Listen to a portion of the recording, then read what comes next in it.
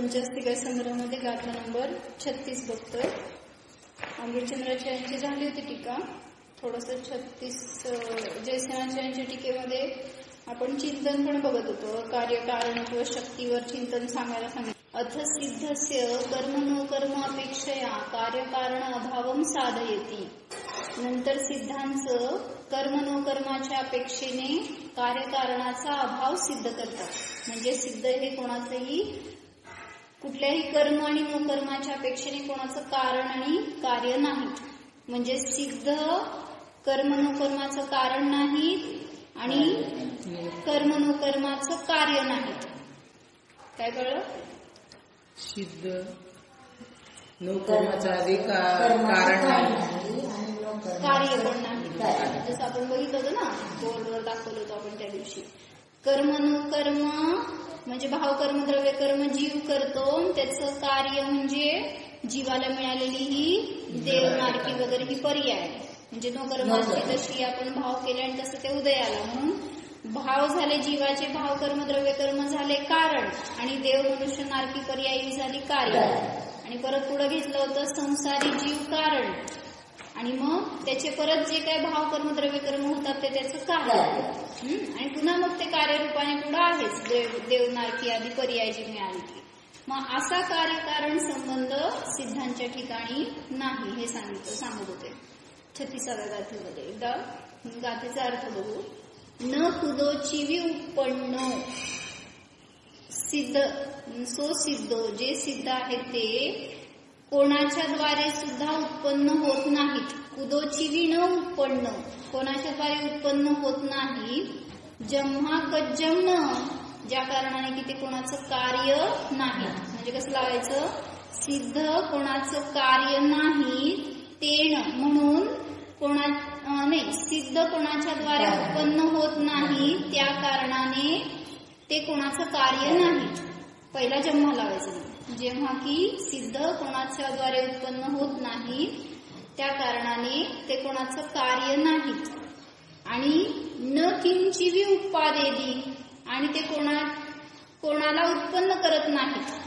तेन सह कारणमवी न होती त्या कारणाने ते कोणाचे कारण सुद्धा नाहीत. म्हणजे काय म्हणलं? हे झालं कारण. या कारणाच्या द्वारे ह्या कार्याची उत्पत्ती होते. त्यामुळे या कार्याचं हे कारण म्हणलं जातं. आणि जेव्हा हेच कारण कार्यरूप असतं त्यावेळेस त्याला दुसरं काहीतरी कारण आहे म्हणलं जातं. मग तसं जे सिद्ध आहे ते कोणाचं कारण नाही आणि कोणाचं कार्य नाही. कोणाचं कार्य म्हणताना हे कारण आहे, ह्याचं कार्य हे. मग सिद्ध कोणाचं कार्य नाहीत आणि कोणाचं कारण नाहीत. अशा प्रकारे तिथं कार्यकारण भाव घटवला होता. संसारी जीववत नरनारकादी रूपेण क्वापि काले न उत्पन्न. संसारी जीवाप्रमाणे नरनारकादी रूप कुठल्या देखील काळामध्ये ते उत्पन्न होत नाहीत. संसारी जीवाप्रमाणे नरनारकादी रूप कुठल्या देखील काळामध्ये ते उत्पन्न होत नाहीत. म्हणजे जसं की संसारी जीव नरनारकादी रूपाने उत्पन्न होतात त्या रूपाने सिद्ध उत्पन्न होत नाहीत. म्हणून ते कोणाचं यस्मात कारणात ज्या कारणाने तेन कारणेन कर्म न कर्मापेक्षया सहसिद्ध कार्य न भवती त्या कारणाने कर्म न कर्माच्या अपेक्षेने ते सिद्ध कोणाचे कार्य नाहीत. स्वयं कर्म न कर्म रूपम किमपि न उत्पादयती. स्वयं कर्म न कर्म रूप कोणाला देखील ते उत्पन्न करत नाहीत. जे स्वयं नरनारकादी पर्याय सिद्धांचं चाललंय ना आता. जे की पर्यायामध्ये सिद्ध अवस्थेला प्राप्त झालेले आहेत जे असे ते स्वयं कर्म न कर्माचं ते कारण नाही आणि कर्म न कर्माचं कार्य नाही. मग स्वयं कर्म न कर्म रूपाला उत्पन्न करत नाही. तेन कारणेन सह सिद्ध इह जगती कर्म न कर्मापेक्षया कारणम अपि न भवती इति. त्या कारणाने ते सिद्ध या जगामध्ये कर्म न कर्माच्या अपेक्षेने कारण देखील नाही. सगळे बघून झालंय आपलं. परत एकदा फक्त रिवाइज करतोय आपण. म्हणजे समजण्यासाठी की काय माझा आत्मा सुद्धा कोणाचं कारण नाही जेणेकरून की कोणाला तरी उत्पन्न करू शकेल. कुठलंही द्रव्य एकतर सांगितलं जगामध्ये उत्पन्न होत नाही, कारण द्रव्य कसं आहे, अकृत्रिम आहे प्रत्येक द्रव्य, आणि त्या द्रव्याचा कोणी उत्पाद झाला असं म्हटलं तर नियमाने ज्या गोष्टीचा उत्पाद होतो त्या गोष्टीचा नाश होतोच. त्यामुळे उत्पन्न होणारा नाही कुठलंही द्रव्य. अत्र गाथासूत्रे यह एव शुद्ध निश्चयेन कर्म नो कर्म अपेक्षया कार्यकारणं च न भवति सह एव अनंत ज्ञानादि सहितः कर्मोदय जनित नवतर कर्मादान कारणभूत मनोवचन काय व्यापार निवृत्ती काले साक्षात उपादेय भवति इति तात्पर्यम. काय सांगायले, या गाथा सूत्रामध्ये जोच निश्चयाने, कोण उपादेय आहे ह्याच्यासाठी ही गाथा दाखवायलेत ना, तर जो निश्चयाने म्हणजे आता ते सिद्ध असं नाही सांगायचे, तर माझा कारण परमात्मा जो सिद्ध आहे स्वभावाने, तर तो सिद्ध काय सांगितलं, जो शुद्ध निश्चयाने कर्म न कर्माच्या अपेक्षेने कार्य आणि कारण नाही, तोच म्हणजे माझा आत्मा कोणाचंही कार्य नाही, कोणाचंही कारण नाही, तोच अनंत ज्ञानादी सहित, हे सांगितलं पॉझिटिव्ह. नंतर कर्मोदय जनित नवतर कर्मादान कारणभूत मनोवचन काय व्यापार निवृत्ती रूप, त्या काळामध्ये म्हणजे ज्या समयाला तुम्ही स्वतःला जाणताय त्या समयात कर्मांचा आदान म्हणजे आश्रव आणि बंध थांबलाय, मग किंवा मनोवचन कायाचा व्यापार त्या ठिकाणी थांबलाय, एक देश त्याचा खंड पडलेला आहे. मग अशा त्या निवृत्ती काळामध्ये तो अनंत ज्ञानादी सहित असणारा माझा आत्माच साक्षात माझ्यासाठी उपादेय आहे. बहिरंगात भलेही पर्यायामध्ये आपण सिद्धांना आपला उपादेय म्हणू किंवा आश्रय करण्यायोग्य वगैरे, पण निश्चयाने सांगितलं तर माझा आत्माच माझ्यासाठी उपादेय आहे असा तात्पर्य आहे. मी कोणाला उत्पन्न करणारा नाहीये, कोणाला घडवणारा नाहीये, कोणाचं संसाराचं चांगलं वाईट करणारा नाहीये. जिथं आपल्याला ही मान्यता असते त्या मान्यतेचा घाव पडतो त्याच्यावर. जेव्हा चिंतन करताय ना, तुम्हाला असं वाटतं की मला किती भार आहे घराचा, सगळं मॅनेजमेंट माझ्या हातात आहे, सगळं हे बघावं लागतं. असं एका सुनेनी म्हणलं की सासूबाई आता बघायचं सोडून दिलं. म्हणजे आधी लक्ष देत होत्या, सगळं मदत करत होत्या, सांगत तरी होत्या काय करायचं काय नाही. आता सगळं त्यांनी उपयोग काढलाय आणि आता सारखं धर्मध्यान करतात ते. म्हणल्यावर ती सुनबाई म्हणली सगळं मला बघावं लागतं, सगळं करावं लागतं. मग असं म्हणल्यावर करता झालं ना आपण, मग तिथंच सांगायचं होतं की अकार्य कारण पहिल्यांदा बघा, ते तुमच्या निमित्तातच होणार होतं म्हणून झालंय. तिथं आपण हा विचार करणं चुकीचं आहे की मला करावं लागतंय किंवा माझ्यावर आता जबाबदारी आहे, मला आता सगळं बघावं लागतंय, कोण बघत नाही. मग ही बुद्धीच आपल्याला जास्त त्रास देणारी असते. म्हणून सांगितलं अकार्य कारण स्वरूप आहे, तर त्या रूपाचं वेदन करायला पाहिजे. ते शब्दात नुसतं वाचून ऐकून एवढं भावभासना होत नाही त्याची. थोडंसं यांचं चिंतन लिहिलेलं मी सांगतो. काय वर्णिजींच आणि असं कुठं ह्यांचं आहे वाचलेलं, काय कहाण पंडितांचं, त्यातलं थोडंसं वाचून सांगते. संसारी जीव आपल्याच परिणामरूप कारणाने आपल्या दशेला भोगतात. म्हणजे मी कोणाला करतो किंवा कोणाचं काय, कोणीतरी मला दुःख देतं, ही जी भावना आहे ना, हे नष्ट करण्यासाठी सांगायला लागले की कुठलाही जीव असू देत तो आपल्या परिणामांनाच भोगतो. म्हणून कोणाचा करता आणि कोणाचं कारण झाला, कार्य माझ्याच पर्यायाला मीच केलंय आणि माझ्या पर्यायाचाच मी करता कारण आहे. हे पण सांगितलं स्थूल. कुठं लावायचं ते माहिती का, उपचारिक सद्भूत व्यवहार नाही. पण तिथं परत निश्चयाने सांगितलं पर्यायच पर्यायाचं करताय आणि पर्यायच पर्यायाचं कारण आहे. म्हणजे एकाच पर्यायामध्ये षटकारक घटवले ना, म्हणून तिथे सांगितलं पर्यायाला सुद्धा मी उत्पन्न करणारा नाहीये. पण जेव्हा आपण व्यवहाराने कथन करतो त्यावेळेस तिथे सांगितलं की मी जे काही फळ भोगतोय ते माझ्या भावाचं, माझ्या परिणामांचं भोगतोय. त्यामुळे तिथं पर्याय माझ्या परिणामांनीच मी माझ्या दशेला भोगत आहे असं सांगितलं. संसारी जीव आपल्याच परिणामरूप कारणाने पंचम काळात का जन्माला सांगा, अशाच ठिकाणी का जन्माला की जिथं तुम्हाला मीरसागर महाराजांचा वियोग झाला, जेव्हा आपली बुद्धी चांगली झाली आहे, जेव्हा आपल्याला रुची लागली आहे, त्यावेळेस आपल्याला बरोबर त्या गुरुचं त्यागीचं सानिध्य नाही आहे, जे की असं कळकळीने एवढं आत्मा दाखवून दिलं त्यांनी साक्षात आपल्याला. मग असं सानिध्य न मिळण्यायोग्य पाप कोणाचं? म्हणजे आपल्याला किती त्याची खेद वाटायला पाहिजे एका दृष्टीने, की आपल्याला किती मोठं आपल्या पाप आपलं म्हणायचं, किंवा आपण केलेले काय असे भाव असतील की जेणेकरून त्यांचा आपल्याला उपदेश असं मिळू शकला नाही, मिळाला तरी पण आपण त्यावेळेस इतकं त्याला महत्व दिलं नाही. आपल्याला पुण्यच मानायचे नाही. मग त्यांनी उपदेश ज्यांना दिलेले ते गुरु अजून आहे, पहिल्यांदा हे भाव माझेच की मी अशा परिणामांचं फळ भोगतोय जेणेकरून की आज त्याच त्यागीचं सानिध्य नाहीये. आणि आज असलेलं आपलं माझं पुण्य की आज एक असं नका ते काय म्हणायचं फुल नाही पाकळी तरी असं तरी सानिध्य आपल्याला मिळालं की जे नियमाने आपल्याला तारून नेऊ शकतं. तुम्हाला नाही, मला मिळालं बरं, कारण तुम्ही घरात बसलाय तरी तुम्ही अजून म्हणजे जे जवळ नाहीये किंवा जे सानिध्यात येत नाहीये त्यांना ते पापाचंच उदय आहे. मग आपल्या म्हणून जे मिळालंय ना, किंवा जेवढं आता ज्ञान रूपाने मिळालेलं आहे ठीक आहे तुमच्याजवळ, तर ते सुद्धा आपल्या परिणामांचं फळ आहे. आणि जे काय आपल्याला वियोग रूपाने, आता अनेक जण काल पण म्हणले की राहायचं होतं आम्हाला, इथं राहण्याचे भाव असतात, पण घराची जबाबदारी आणि वगैरे वगैरे वगैरे, मग ते असे सगळे म्हणल्यावर हे कोणाचं फळ म्हणताय ना, सगळे माझ्या परिणामांचं फळ आहे. संसारी जीव आपल्याच परिणामरूप कारणाने आपल्या दशेला भोगतो. जसे कोणी मोठा अपराधी, दुराचारी, हिंसक आहे, त्याला बेड्या घातल्या आणि कैदेत ठेवले, आजीवन कारावासाची शिक्षा दिली. आता तो दुःखी का आहे?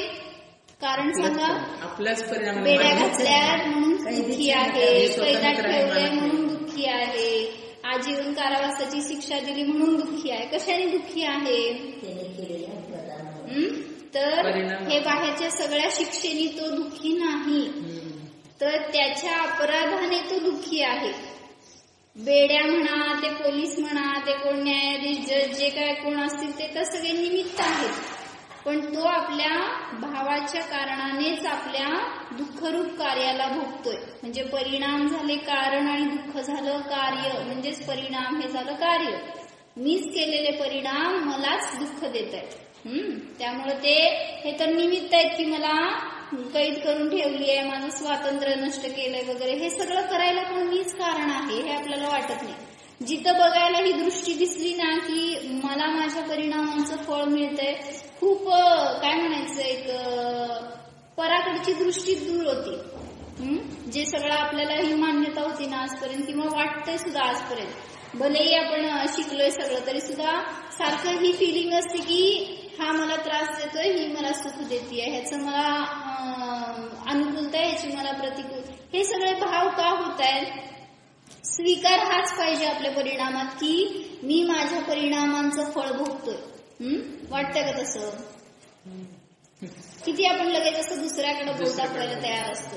स्वीकारच पाहिजे, तिथं दुसरं काही नाहीये. मी काय असे भाव केले असतील, मला असं सतत वाटतं की आपण असे काय भाव केले असतील की आज असं सानिध्य असताना सुद्धा आपल्याला किती त्यांच्याकडून भरभरून मिळायला पाहिजे, पण असं मिळत नाही म्हणल्यावर किती आपण पापी आहे. किती मोठं ज्ञानावरण कर्म बांधलंय आपण, किंवा असं काय पाप केलंय की नको वाटलं असेल, कधी आपल्याला अध्ययनाची रुची झाली नसेल, कधी नको वाटलं असेल स्वाध्याय करायला वगैरे, ह्याचंच फळ आहे. किंवा कोणाला तरी मी स्वाध्यायापासून तोडलं असणार आहे. ह्या ज्ञानावरणाचं फळ आपल्याला पाहिजे तसं मिळत नाही, जेवढं भरभरून मिळायला पाहिजे तसं मिळत नाही. म्हणजे सगळं आपण केलेल्या परिणामांचं फळ भोगतोय, त्याचं प्रायश्चित्त प्रतिक्रमण एवढंच इलाज आहे. आणि आज केलेलं परत त्याच्या निमित्तात परत नवीन ज्ञानावरण होऊ नये, याच्यासाठी संक्लेश न होणे एवढा एक त्याचा उपाय आहे. कुठल्याही परिस्थितीत संक्लेश केला की नियमाने एवढं समजून घ्या आज ही पर्याय आली आहे, ह्याचं निमित्त तुम्ही संक्लेश केला तर उद्या सुद्धा हाच फळ भोगणार, हेच फळ भोगणार. तयारी करा मग. जर आज संक्लेश केला तर पुन्हा आजच फळ तुम्हाला उद्या भोगावं लागणार. त्याप्रमाणे त्या कैद्याप्रमाणे सांगतायत आपल्यालाही जी ही मनुष्य आधी पर्याय मिळाली आहे, स्त्री पुरुष किंवा ह्या आता रोगी निरोगी हे सगळे जे काही पर्याय मिळाली आहे, या कार्याचे कारण कोण आहे? आपले तद्योग्य विभावरूप विचित्र परिणाम, असं शरीर मिळावं किंवा कुठल्या अशा रोगी, अपंग, कुरूप वगैरे जीवाकडे पाहून केलेल्या विचित्र परिणामाचं फळ आपल्याला असं शरीर मिळालं. पण आपण आपल्या दोषांकडे कारण रूपाने पाहत नाही व पराला दोष देत राहतो. काय कळलं वाक्य? आपल्या दोषाला कारण रूपाने पाहत नाही. आपण आपल्या दोषांकडे कारण रूपाने पाहत नाही. माझे दोष कारण आहेत हे न पाहता पराला दोष देतो. म्हणजे पराच्या दोषाला कारण मानतो. हीच आपली सगळ्यात मोठी मान्यता आहे चुकीची. काय म्हणले सांगितलं का की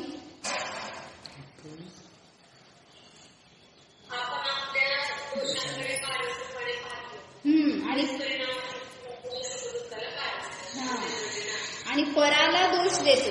म्हणजे पराला कारण मानतो असं म्हणा.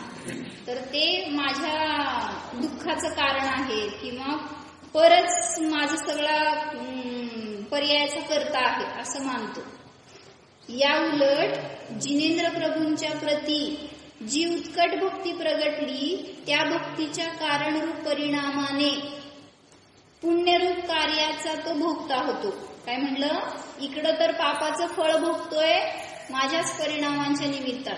आता हेच सांगायला शुभभावाच्या निमित्तात होते. जे जिनेंद्र प्रभूंच्या प्रती जी काही भक्ती प्रगटली त्या भक्तीचं कारण झालं म्हणजे माझे परिणामच परत कारण झाले. त्या परिणामांना कारण करून पुण्यरूप जे काही कार्य झालं त्याचं भोगता पण कोण आहे? मीच आहे. म्हणजे म्हटलं ना शेवटी की लगेच किती चांगले मी भाव केलेत म्हणूनच मला मिळाले फळ. असं म्हणजे तिथे निमित्त असले तर निमित्त करायला पुढे करत नाही. तिथं सगळं मी माझं तिथं मी करता आणि तेच आपल्याला दुःख व्हायला लागल्यावर काहीतरी उदय यायला लागल्यावर सगळी दृष्टी पराकडे जाते. मग तिथं सांगितलं म्हणून की त्या पुण्यरूप फळाचा सुद्धा भोगता म्हणजे परिणाम केलेत मी आणि त्यामुळे त्याचा भोगता सुद्धा मीच होणार आहे. ह्याच्यासाठी हे समजून घ्यायचंय काय की मी आज समजा माझ्या मुलांना धर्म शिकवला, माझ्या साधर्मींना माझ्या कुटुंबियांना धर्म शिकवला असं मला वाटतंय. आता त्यांचं चांगलं होतंय तर मी काय करायला गेले? लगेच करता बनायला गेली. मी दाखवलंय ना सगळ्यांना समजून सांगितलंय मी आज. असं झालं तर लगेच तिथं करता बनायला जातो. पण तेच म्हणलं मी किती सांगितलं तर ते ऐकतच नाही. आता मग तिथं असं वाटतं की ते ऐकत नाहीत असं वाटते. ते ऐकले की माझ्यामुळे ऐकले आणि ऐकत नाहीत म्हणलं तर तिथं कुठं असं वाटतं की मी हे करत नाहीये म्हणजे माझं काय त्यांच्यावर इफेक्ट होत नाही असं कुठं वाटतं. हे पण त्यांचं शेवटी स्वतःच इफेक्ट आहे. म्हणजे त्यांच्या परिणामानुसारच ते बदलणार. एक जीव घरातले एक 5-6 लोकांना इतकं परेशान करते त्यांनी हे करू शकतात. पण एवढं जण मिळून ते एका जीवाला किती त्रास दिले असतील. बरोबर आहे. म्हणजे असा विचार आहे उदय. बरोबर आहे. असंच आहे. म्हणजे शेवटी सगळ्या घरात जेवढे सगळेजण आहेत ना त्यांचे सगळ्यांचं पुण्य आणि पाप कॅल्क्युलेट करून तुमचं सगळं घरात येणारं पुण्य आणि पाप असतं. म्हणजे एखादा जीव घरात पापी असेल ना तुम्हाला सुद्धा त्याच्या निमित्तामध्ये पण परत ते पण तुमच्याच परिणामांचं फळ आहे की अशा जीवाचं सानिध्य मिळायला, संयोग मिळाला, त्याच्याशी एकत्र यायला वगैरे. खूप महापापी असेल ना जसं ते उदाहरण मागे सांगितलं होते ना की ते सगळे मिळून यात्रेला निघाले होते आणि तिथं दर्शन करून निघाल्यावर तिथे एका ज्योतिषाने सांगितलं की आज तुमच्या बसवर वीज कोसळणार आहे. असा कोणीतरी तुमच्या संघामध्ये एक जण खूप पापी जीव आहे त्या यात्रेकरून मध्ये. मग आता कोण पापी आहे कसं कळायचं? आणि त्याच्या निमित्तामध्ये सगळ्यांचा घात होणार आहे. मग आता सगळं निघालंय सगळे घाबरून तिथनं यात्रा झाल्यावर आणि म्हणायला आता कसं काय म्हणायचं कसं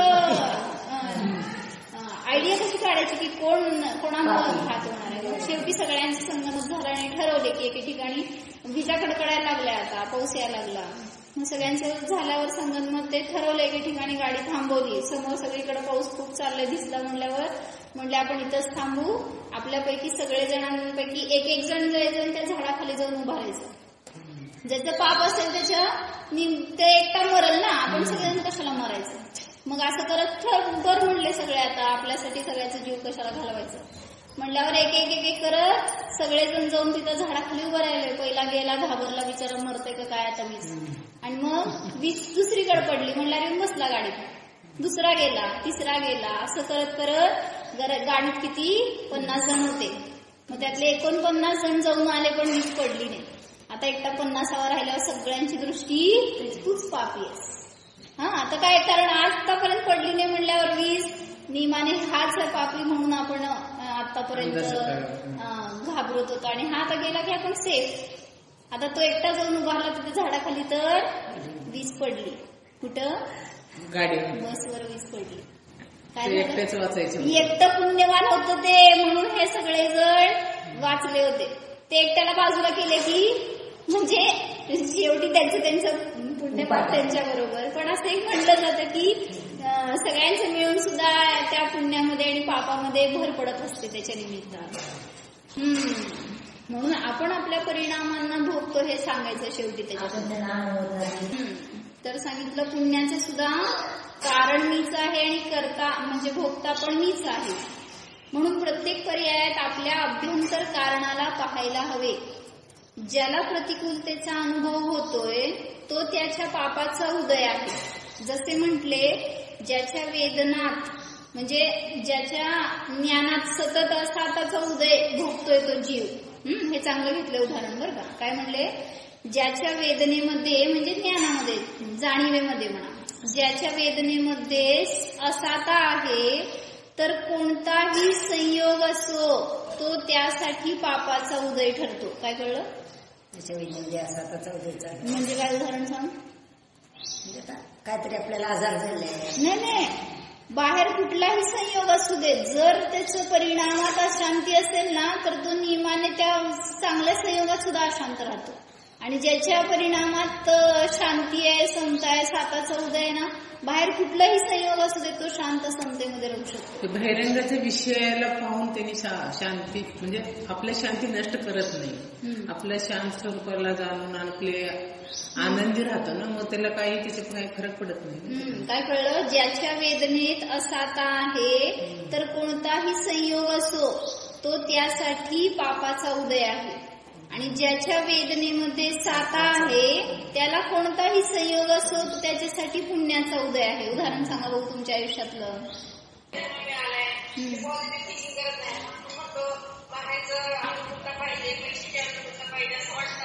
आपल्याला कशाला मला मला म्हणा म्हणा मला मला मला आम्हाला कशाला शांतीचं वातावरण आहे.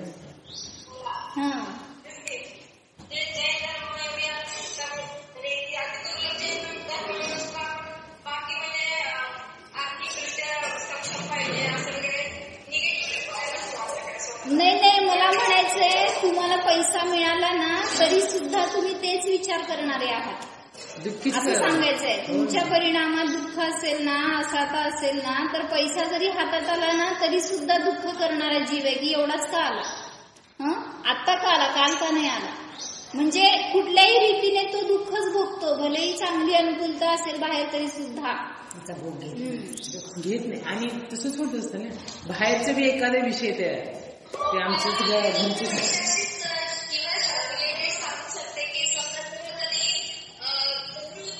एखाद्यासाठी सुद्धा आपल्याला खूप सतत होतं.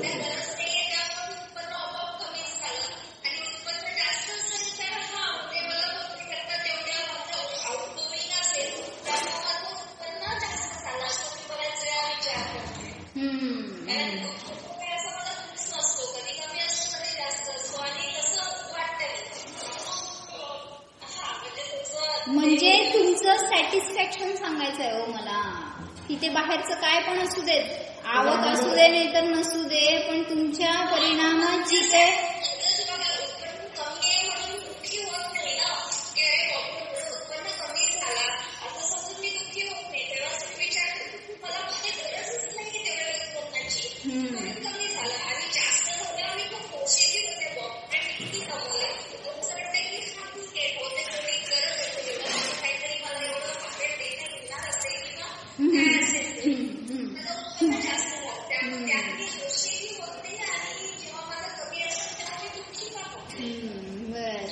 सांगायचंय म्हणून की बाहेर कुठलीही अनुकूलता असू दे किंवा प्रतिकूलता असू दे परिणाम कसे ठेवायचे हे शिकायचं त्याच्यातून.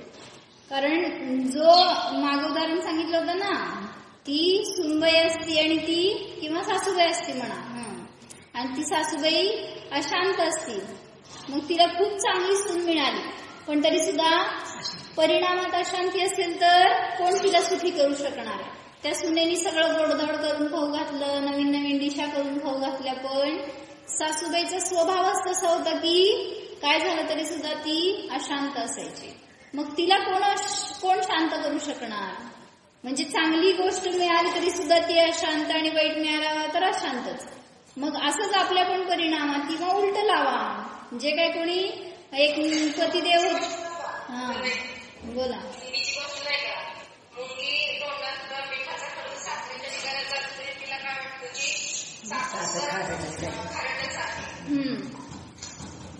तसंच म्हणलं. म्हणजे आपण डोक्यामध्ये घेऊन येतो ना, तुम्ही आम्हांकडे कसं येता सांगा? येतच नाही. पहिला येता तेव्हा कसं येता, ते डोक्यामध्ये मागचं टेन्शन घेऊन येता घराचं. 2 दिवसांनी जायचंय, हे करायचंय, ते झालं की ते करायचंय, ते करायचंय. आणि मग 2 दिवस झाले, 3 दिवसांनी जावं लागलं तर इतकी आकुलता. आता सांगा, संयोग चांगला आहे का वाईट आहे? आणि तुम्ही सुख भोगताय का दुःख भोगताय? बोला प्रतिभा. संयोग चांगला आहे, काय बरोबर आहे? येतच नाही ते सांगा. मग तिथं जे काय भोगतो ना आपण ते सगळं परिणामांनी भोगतो. म्हणून तिथं बाहेर तुम्हाला आम्हा सुद्धा सुखी करणाऱ्या नाहीत आणि दुःखी करणाऱ्या सुद्धा नाही. मग तिथं मी जे काय असले विचित्र परिणाम करतो त्याचं फळ भोगतो. म्हणजे कारण कार्य बघा, तिथं मी किती चांगल्या सानिध्याचा उपयोग चांगला करायला पाहिजे. मग ते आम्हा जसं सांगतात ना की 1 तास जरी राहायला समजा येऊन तुम्ही आम्हांकडं, तर तुम्हाला 1 वर्षाचं सुख भोगण्याची कला पाहिजे तुमच्यामध्ये, किंवा 1 वर्षाची 1 जन्माची शिदोरी घेऊन जाऊ शकता. इतकं तुम्ही कमाई करू शकता इथं आल्यावर सुद्धा. ज्ञानाने, एक आपल्या दृढतेने, स्थिरतेने जे काही मिळवणार ना, जेवढं काही मिळालंय सानिध्य त्याच्यामध्ये सुद्धा तुम्ही काय म्हणायचं काढता यायला पाहिजे रस तुम्हाला त्याच्यातून, किंवा तेवढं तुम्ही स्वतःसाठी उपयोग करून घ्यायला पाहिजे. पण आपण ते करत नाही. इथं आल्यावर सुद्धा चिंतन हे असतं आपलं की लवकर घरी जायचंय, किंवा हे घरी जाऊन हे काम करायचंय, किंवा हे का आलं नाही, त्यांनी काय करत नाही, हे सगळे चिंतन मागं. मग काय केलं?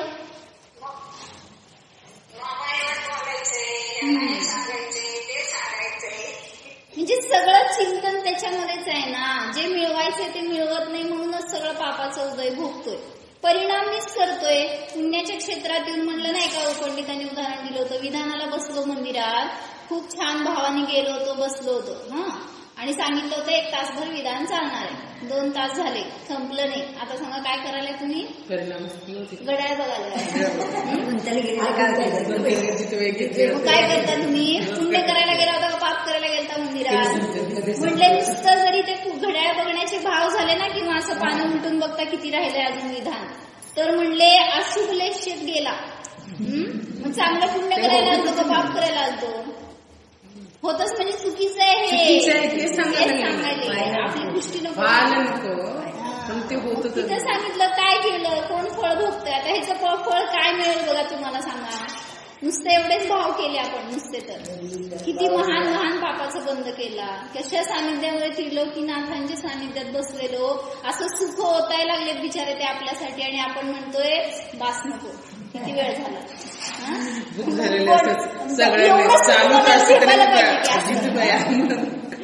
दरवर्षी किती चुकीचे परिणाम आहेत आपले. आपण कुठल्या सानिध्याला सुखाचं कारण वाटतंय तरी सुद्धा तिथं रमत नाहीये, त्याचा उपयोग करून घेत नाहीये, आणि दुःखाकडे पळायची आपली घाई असते.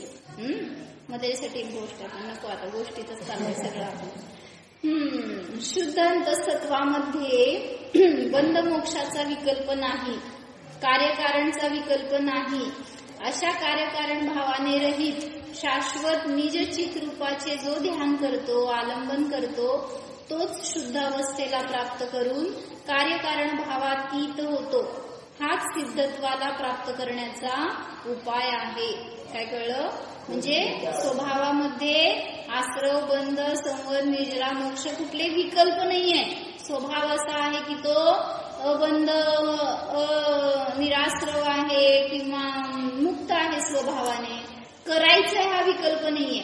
म्हणून तिथं कार्यकारण भावातीत आहे असं म्हणलं, किंवा त्या आलंबनाने रहित आहे. म्हणून स्वभावाचं आलंबन घेतलं तर तोच जीव शुद्ध अवस्थेला प्राप्त होऊन कारणातीत होतो, कार्यातीत होतो. अशी ती सिद्ध दृष्टा आपल्याला सुद्धा सहज प्रगट होऊ शकते.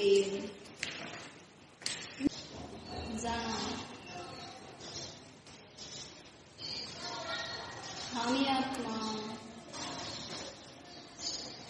अनंत शक्तींचा पिंड आहे.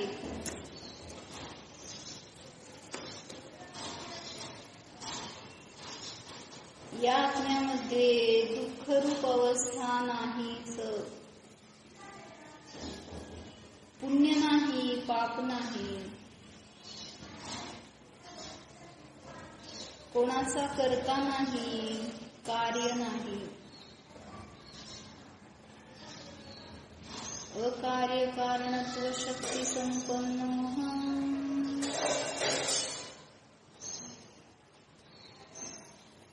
ज्ञान मात्र स्वरूपोहम.